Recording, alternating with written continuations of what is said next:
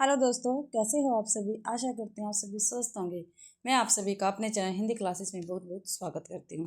तो आप सभी को पता है मैंने आप सभी के लिए हिंदी साहित्य की चैप्टर वाइज सीरीज चला रखी है। ठीक है, उसमें भी हम छायावाद, राष्ट्रीय सांस्कृतिक चेतना और हालावाद के महत्वपूर्ण क्वेश्चन करने लग रहे हैं भाई, जो MCQ और PYQ है। ठीक है, और शुरू से लेके अंत तक जरूर से जरूर वीडियो देखें। ठीक है, तो हर एक क्लास में हम 35 क्वेश्चन करते हैं। 442 तक हमने क्वेश्चन कर लिए थे पहले, आज 443वां क्वेश्चन है।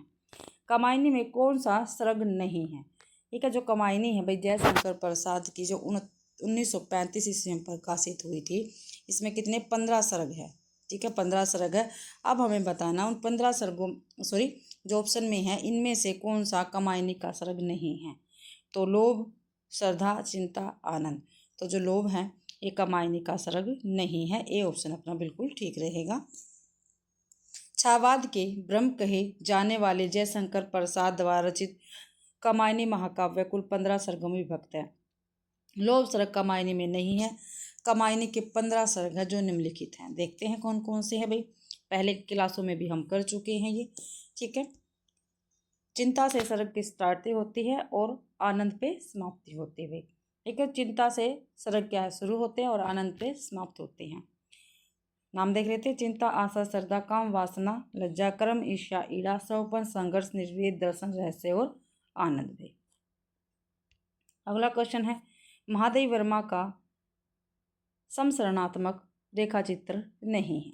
तो कौन सा नहीं है भाई। अतीत के चलचित्र, संस्मरण और श्रद्धांजलियाँ, पद के साथ ही स्मृति की रेखाएं। तो बी आंसर अपना ठीक है। जो संस्मरण और श्रद्धांजलियाँ हैं ये महादेव वर्मा की नहीं है भाई। बी आंसर ठीक है। संस्मरण और श्रद्धांजलियाँ महादेव वर्मा का संस्मरणात्मक रेखा चित्र नहीं है। अतीत के चलचित्र, पथ के साथी और स्मृति की रेखा महादेव वर्मा के संस्मरणात्मक रेखा चित्र है।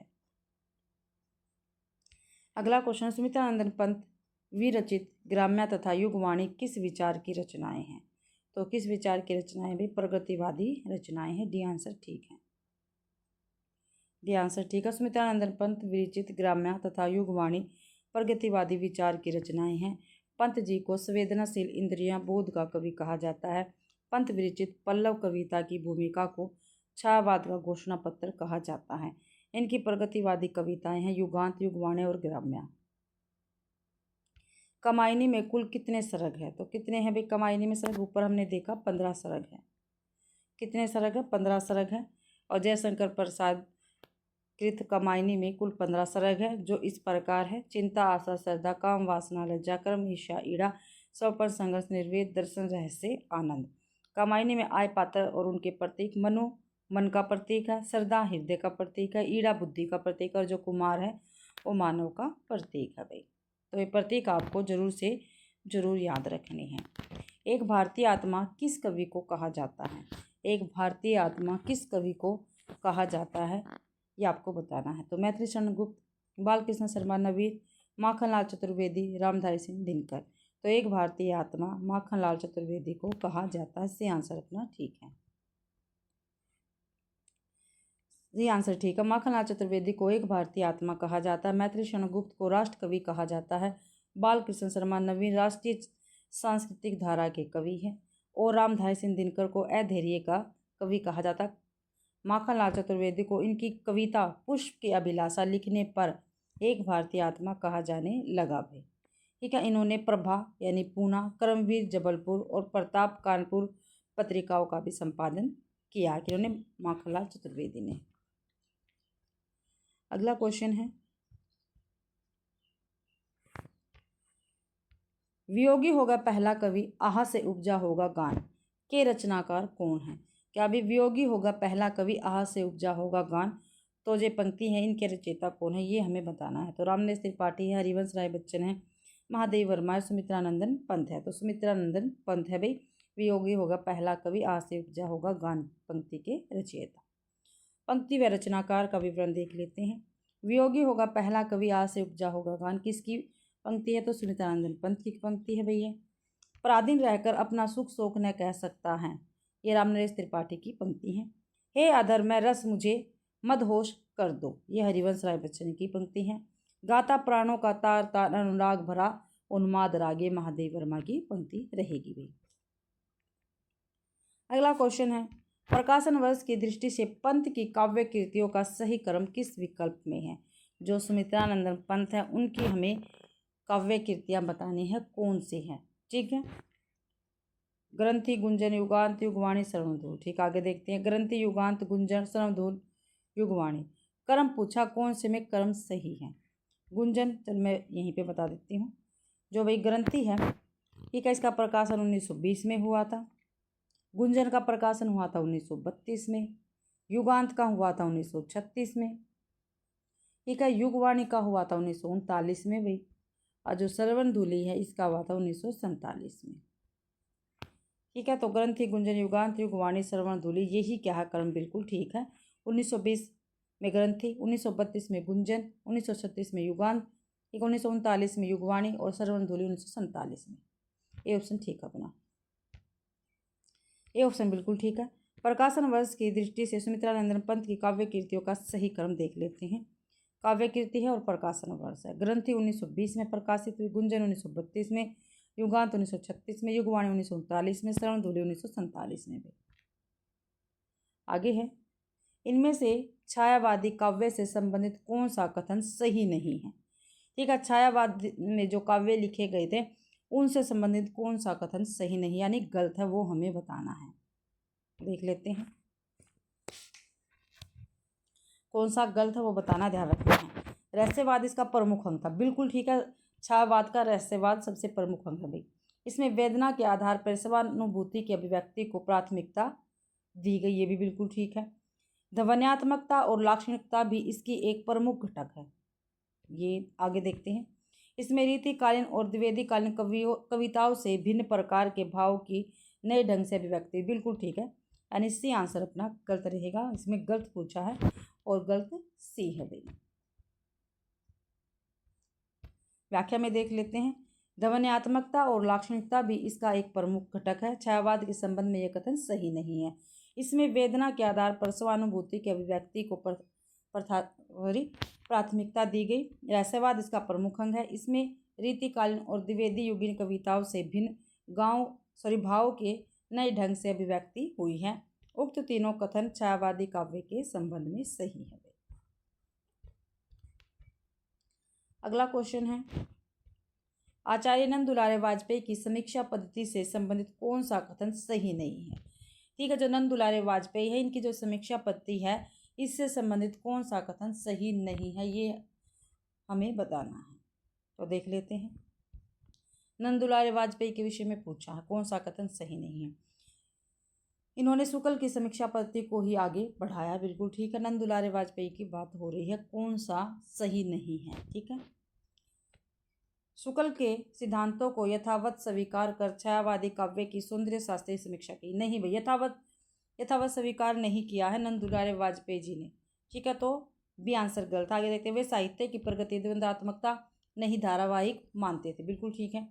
उनके अनुसार श्रेष्ठ साहित्य की रचना युग चेतना को अंगीकार किए बिना संभव नहीं, ये भी बिल्कुल ठीक है। तो बी आंसर गलत रहेगा, यानी बी आंसर इस क्वेश्चन का ठीक है। शुक्ल के सिद्धांतों को यथावत स्वीकार कर छायावादी काव्य की सौंदर्य शास्त्रीय समीक्षा की है। आचार्य नंद दुलारे वाजपेयी की समीक्षा पद्धति से संबंधित यह कथन सही नहीं है। छायावाद के संबंध में नंद दुलारे वाजपेयी का दृष्टिकोण आचार्य रामचंद्र शुक्ल के दृष्टिकोण से सर्वथा पृथक है, यानी अलग है। अगला क्वेश्चन है, चंचल किशोर सुंदरता की, क्या भी चंचल किशोर सुंदरता की मैं करती रहती रखवाली, मैं वह हल्की सी मसलन हूँ जो बनती कानों की लाली। तो उपयुक्त काव्यांश में किसका वर्णन किया गया है? श्रद्धा, चिंता, लज्जा या आशा? क्या भी देखो ध्यान से देखना। चंचल किशोर सुंदरता की मैं करती रहती रखवाली, मैं वह हल्की सी मसलन हूँ जो बनती कानों की लाली। तो ये श्रद्धा सर्ग से है भाई, श्रद्धा का वर्णन किया गया इसमें, सी आंसर ठीक है। चंचल किशोर सुंदरता की मैं करती रहती रखवाली में वह हल्की सी मसलन हो जो बनती कानों की लाली। उपयुक्त काव्यांश में लज्जा का वर्णन किया गया है।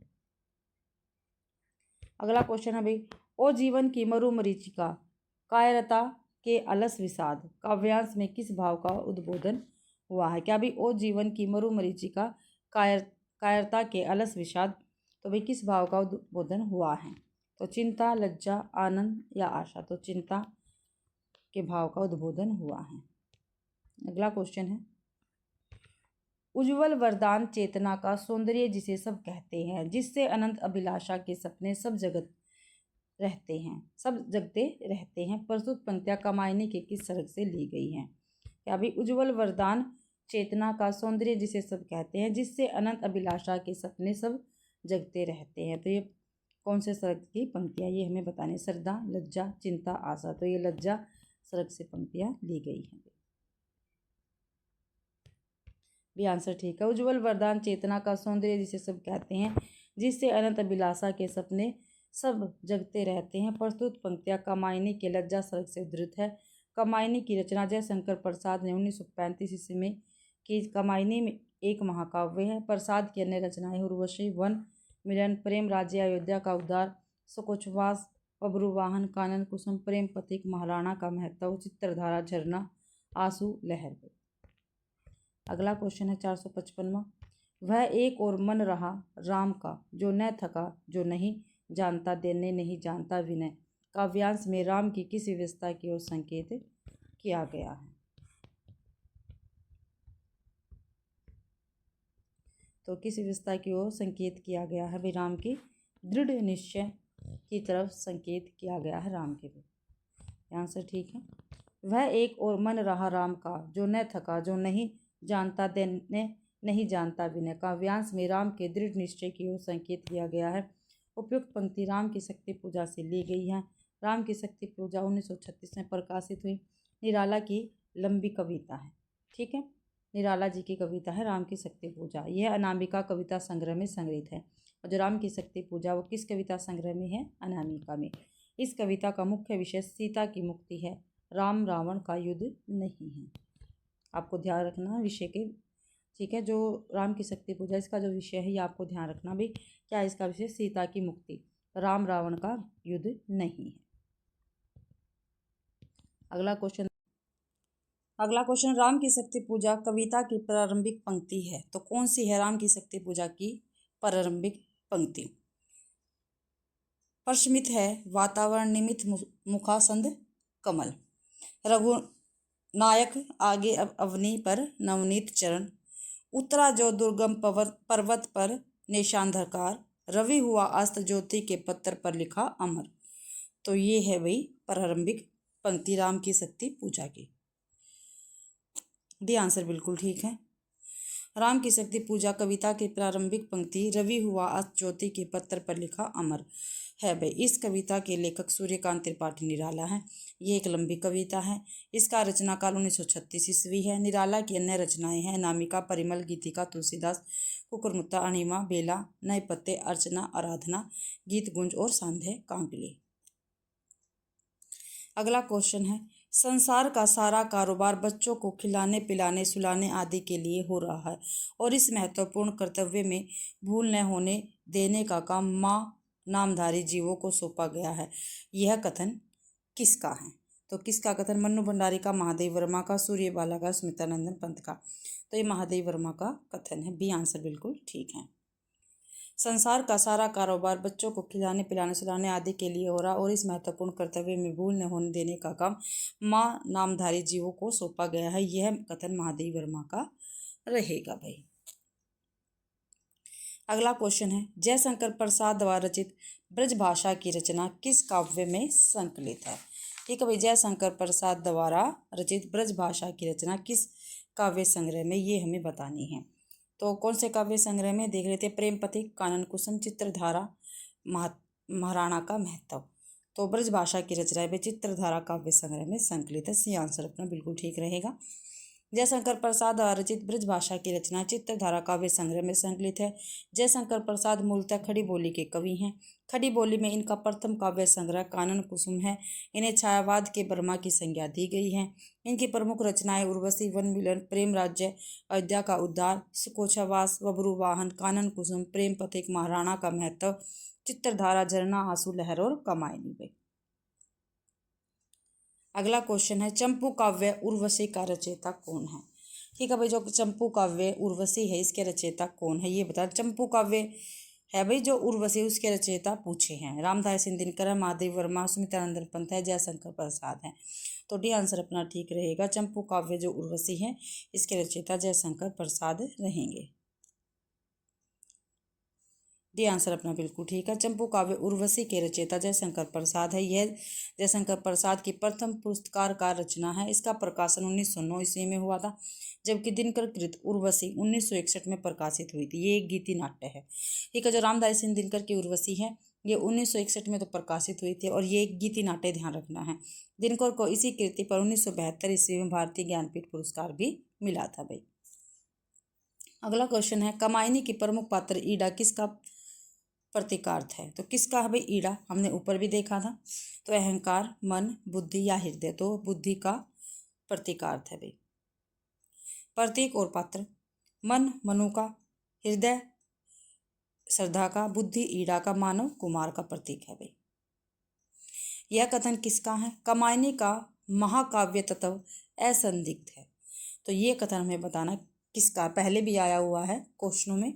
एक है डॉक्टर हजारी प्रसाद द्विवेदी का, पंडित रामचंद्र शुक्ल जी का, डॉक्टर नगेंद्र का है, नंदुलाल वाजपेयी का। तो सी आंसर ठीक रहेगा, ये कथन डॉक्टर नगेंद्र का है भाई। सी आंसर ठीक है, कामायनी का महाकाव्य तत्व असंदिग्ध है। कामायनी के संबंध में यह कथन डॉक्टर नगेंद्र का है। कामायनी का अंगिरस शांत रस है तथा इसका मुख्य छंद तांटक छंद है। कामायनी के प्रारंभिक पंक्तियां आला छंद में रचित है। नेक्स्ट क्वेश्चन है, निम्नलिखित में से कौन सी रचना जयशंकर प्रसाद की नहीं है। इनमें से भी कौन सी ऐसी रचना जो जयशंकर प्रसाद की नहीं है। रश्मि, आंसू, प्रेम पथिक, महाराणा का महत्व। तो आंसू जयशंकर प्रसाद की, महाराणा का महत्व भी, प्रेम पथिक भी। जो रश्मि है ये जयशंकर प्रसाद की रचना नहीं है, ये महादेव वर्मा की रचना रहेगी भाई। ये आंसर ठीक है, दी गई रचनाओं में रश्मि जयशंकर प्रसाद की रचना नहीं, रश्मि महादेव वर्मा की रचना है। जयशंकर प्रसाद एवं महादेव वर्मा की प्रमुख काव्य रचनाएं हम देख लेते हैं। जयशंकर प्रसाद की रचनाएं हैं उर्वशी, वन मिलन, प्रेम राज्य, अयोध्या का उद्धार, सुकोचावास, बब्रुवाहन, कानन कुसुम, प्रेम पथिक, महाराणा का महत्व, चित्रधारा, झरना, आंसू, लहर और कामायनी। महादेव वर्मा की है निहार, रश्मि, नीरजा, सांदेगी, तियामा, देवसिका, सप्तपर्णा। अगला क्वेश्चन है भाई, निम्नलिखित पंक्तियां कामायनी के किस सरक की हैं। ठीक है, निम्नलिखित पंक्तियां कामायनी के किस सरक की है ये हमें बताना। नारी तुम केवल श्रद्धा हो, विश्वास रजत नग पगतल में, पीयूष स्रोत्र सी बहा करो जीवन के सुंदर समतल में। क्या पता कितनी बार क्वेश्चन में आया हुआ है। ठीक है, ये 2018 वाले क्वेश्चन में मत जाना। ठीक है, काफ़ी बार पेपर में आया हुआ है ये। 2025 तक अब जितने पेपर हुए हैं उनमें भी आपको ये क्वेश्चन मिल जाएगा, ये पंक्ति मिल जाएगी भाई। 2024 तक तो बिल्कुल 100% आया हुआ है, किसी ना किसी पेपर में ये क्वेश्चन आपको मिल जाएगा। तो कौन से सर्ग से है, लज्जा, आनंद, चिंता और श्रद्धा। तो ये लज्जा से ली गई पंक्ति है भाई। अगला क्वेश्चन है, सॉरी व्याख्या है, आंसर ये ठीक है। नारी तुम केवल श्रद्धा, विश्वास रजत नग पगतल में, पीयूष सूत्र सी बहा करो जीवन के सुंदर समतल में।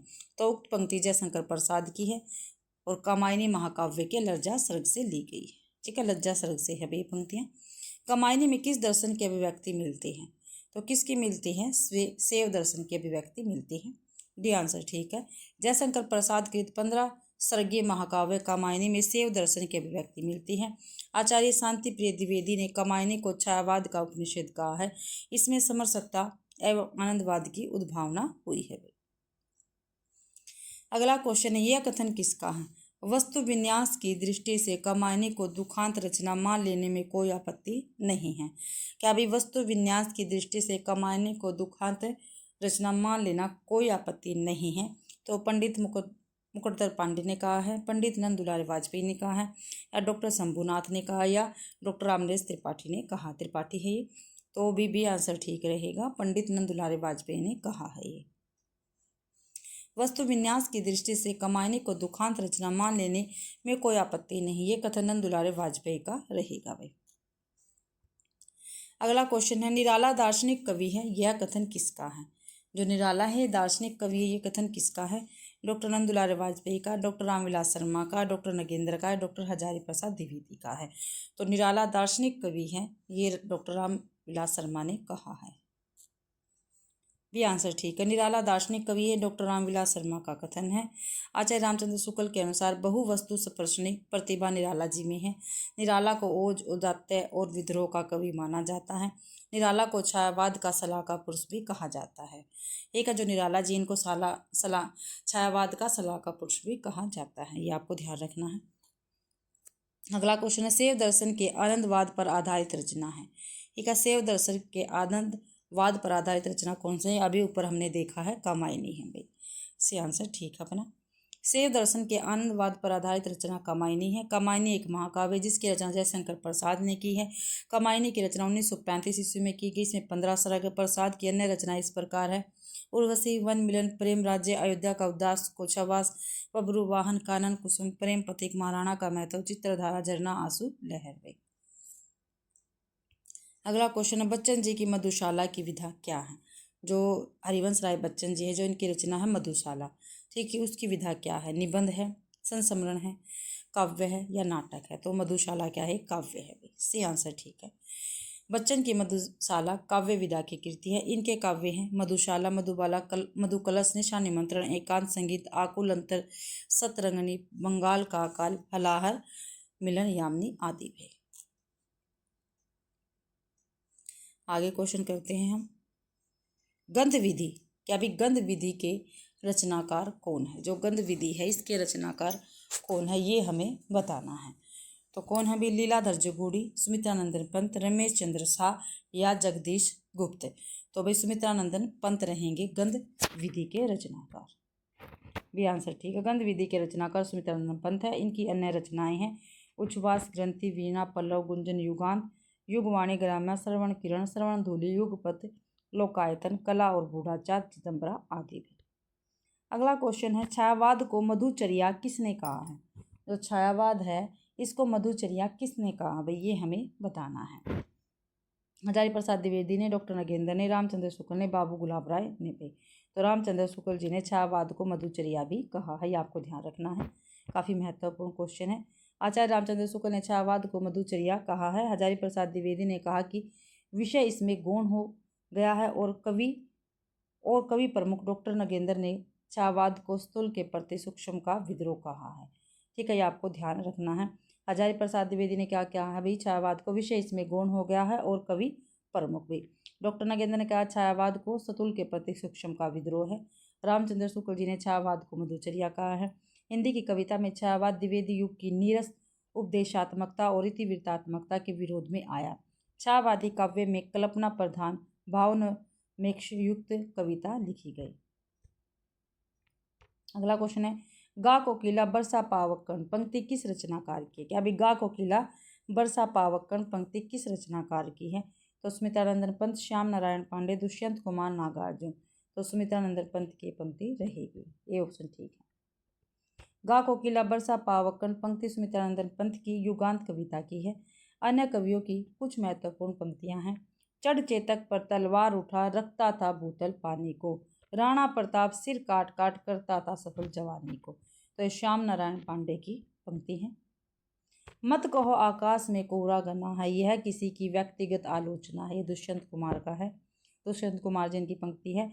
अमल धवल गिरी के शिखरों पर बादल को घिरते देखा है, नागार्जुन की पंक्ति है भाई। अगला क्वेश्चन में से कौन सा सुमेलित नहीं है? जो सुमेलित नहीं है यानी जो गलत है वो हमें बताना है, आपस में जो गलत है वो बताना है। अनामिका रचना किसके? महादेवी वर्मा की? नहीं भाई, महादेवी वर्मा की नहीं है। ए ऑप्शन है अपना गलत हो गया, ए ऑप्शन अपना इसमें ठीक रहा क्योंकि गलत पूछा। वीणा पंत की बिल्कुल ठीक है। झरना जयशंकर प्रसाद की है। सांदे कांत निराला की है, ठीक है, तो ए आंसर गलत है। ठीक है, अनामिका महादेवी वर्मा की नहीं है। अनामिका निराला जी की है। वीणा पंत की है। झरना जयशंकर प्रसाद की रचना, सांदे कांत निराला की है। नीरजा महादेवी वर्मा की रचना रहेगी भाई। अगला क्वेश्चन देखते हैं।